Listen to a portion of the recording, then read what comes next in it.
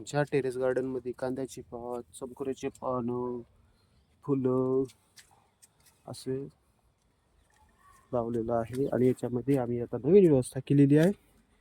पक्ष्याला पाणी मटक्यामध्ये भरून ठेवलंय थोडं. हे तांदूळ असे भरून ठेवायचं म्हणजे दररोज चिमण्याला काही तांदूळ असं पसरवून ठेवायचं म्हणजे पक्षी येऊन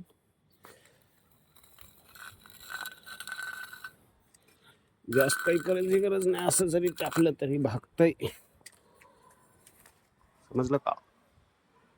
तुम्ही बी करा आणि व्हिडिओ पाठवा. असं टेरेस गार्डन करा बरं. आमच्या इथं टमाटो बी लागले होते माहिती का? हे टमाटो वाळत आले तर छानपैकी. बघा आता मोगरा आहे, ह्याला फुल लागले. हे झाड आहे, असं झाडं लावावं लागते. टेरेस गार्डन करता यावं लागतं, केल्यास काय सगळंच होते.